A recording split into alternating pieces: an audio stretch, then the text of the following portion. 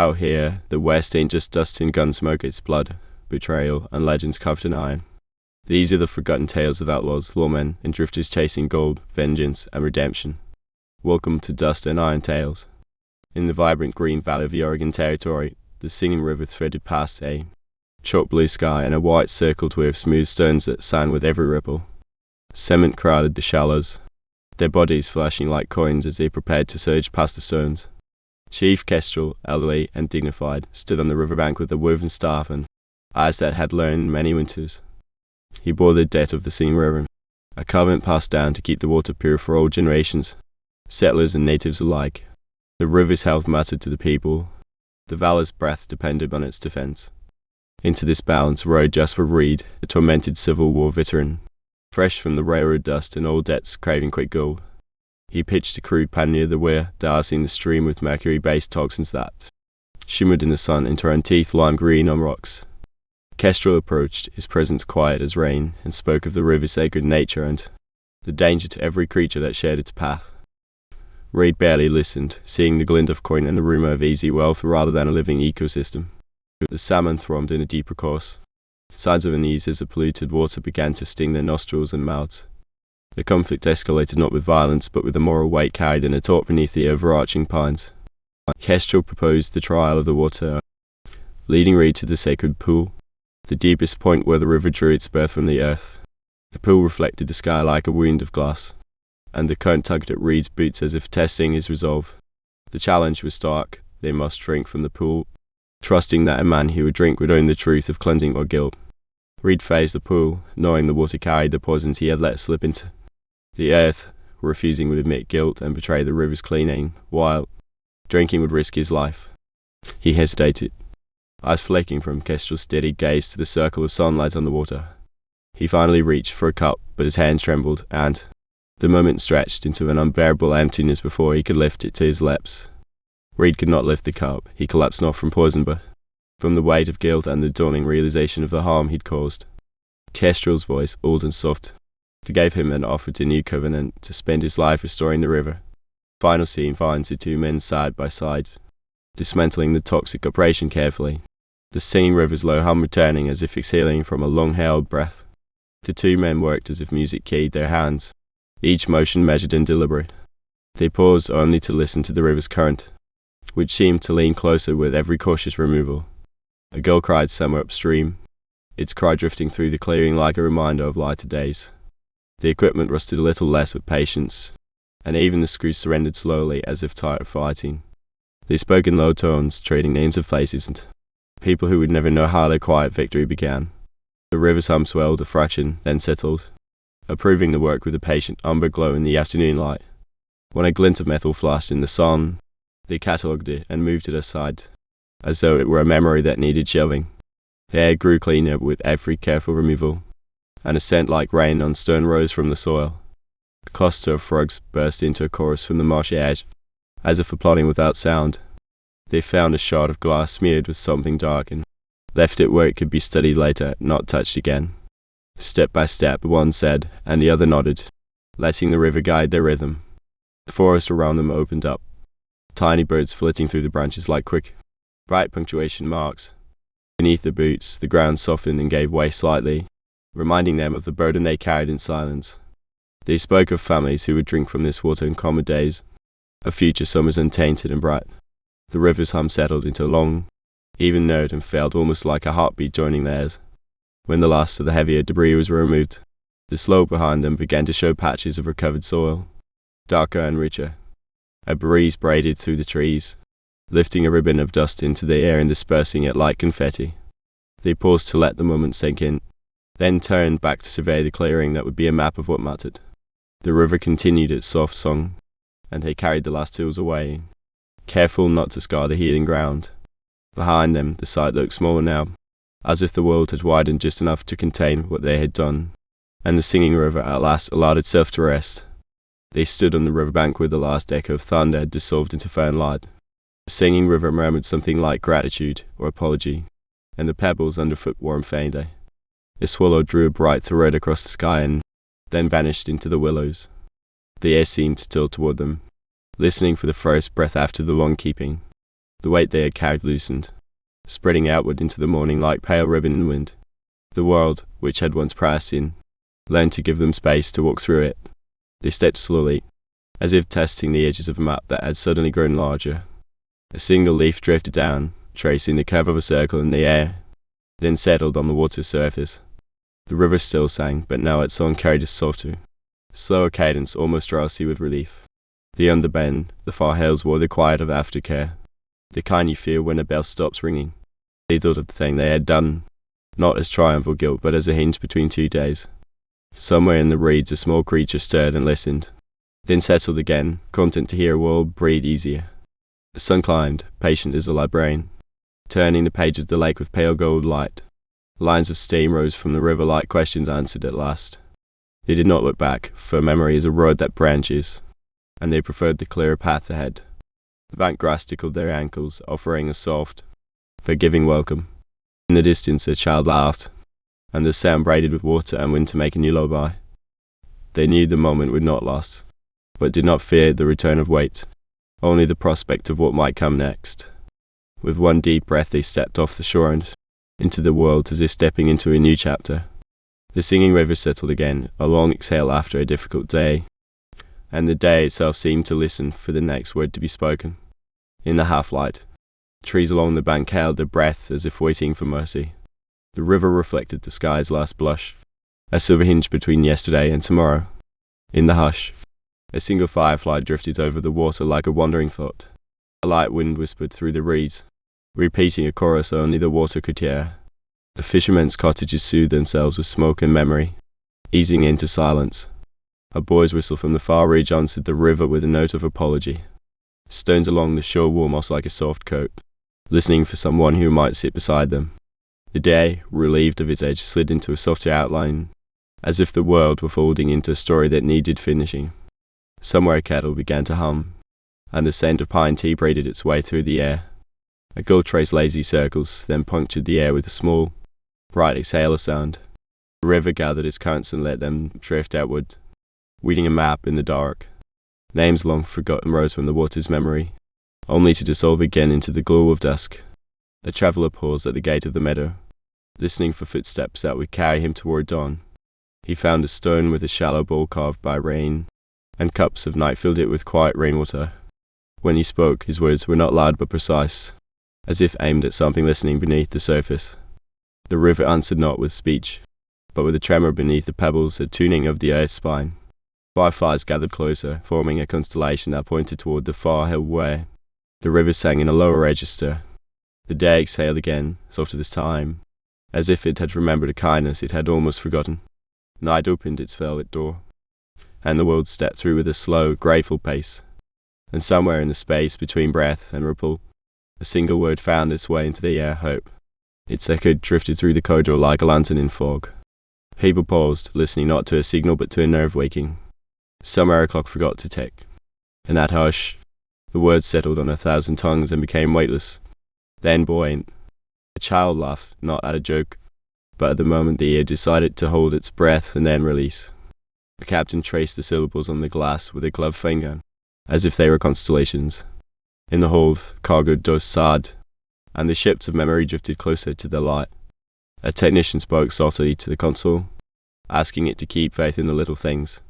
The word did not demand attention. It invited curiosity, a soft dare to believe in more than routines. Outside, the nebula unfurled its ribbons, and the engines hummed with a gentler grace. Some were beyond the hull. A seam of dark space loosened and let in a thread of sun. The crew felt the sun not as heat but as a memory of what warm things once felt like. Hope turned into a map sketched in pale light along the bulkheads, guiding them toward an unspoken destination. They began to collect fragments of that map, not as plans, but as tokens of trust. Even the skeptic found himself tracing the lines with a fingertip, then smiling at the stubborn courage of belief. In the galley, coffee steamed and the aroma carried a reminder that ordinary rituals can harbor extraordinary promises. A chorus of whispers rose, not from speakers, but from people who suddenly remembered how to hear again. The words stretched like a living thing, until it paused in the center of the ship and offered a second chance. In that pause, decisions softened and courage sharpened, as if hope had lent them its own shape, and as the engines cooled to a quiet hum, They stepped forward not because they knew the end, but because they believed in the next small breath. The corridor smelled faintly of rain and old copper, a welcome memory of storms they had outrun. They moved in a rhythm learned by months of silence and careful footsteps.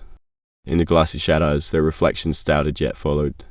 A distant bell trembled, not to call them back, but to remind them they could still hear. They found a door that had never quite closed, just paused in its own breathing. Beyond it, a corridor of air that tasted like possibility and dust. They touched the handle, and the metal remembered their names. The world beyond was not bright, but it was true in a different way. They spoke in small words, careful to not waste any sound. A girl cried somewhere above, and the sound stitched the space between them. They stepped through, and the air rearranged itself to fit their steps. The horizon stretched just enough to suggest a map, not a prison. Every decision became a quiet ceremony, a pause to listen to their own breath. It was not courage that moved them, but a stubborn tenderness for the next moment. They carried with them a fragment of the sun from the morning Dexon, the ache of distant seas. The path ahead was not clear, but it was lit by countless tiny refusals to give up. They learned to measure distance not by miles but by the smallest kindness they could offer. When obstacles rose, they remembered the engines as if speaking through them, coaxing a song from the middle. And in that tone, they found a map inside themselves they hadn't known existed. So they walked unhurried and certain, into whatever morning waited beyond the bend. The day opened with a pale astonishment, as if the world had paused to listen for their steps. They carried only the weight of small coins, and a name neither of them spoke aloud anymore. The road rose slightly, and the hedges wore the mist like shoals. A fox crossed their path, pausing as if to adjudicate their pace, then disappeared into a chorus of light. They traded glances that didn't need words. The whale readers share a page. The town walked with a placid hum, windows unfurling their pale curtains like sleepy birds. A bakery woke first, scent of sugar and cinnamon curling into the air as if it had been waiting for them. They bought bread and a small jar of honey, barely enough to make a day feel something tangible. The street lamps, stubborn as memory, flickered once and went on, as if reluctant to surrender daylight. They found a bench where a river ran close enough to be heard in their bones. The current spoke in whispers that sounded like names they used to know when they were younger. They listened, letting the morning trouble them with quiet possibilities. A cyclist waved, a momentary punctuation, and the world wrote itself back in warm letters. They spoke of mundane things that mattered more than grand declarations: bread, weather, a sleep that fell to earn.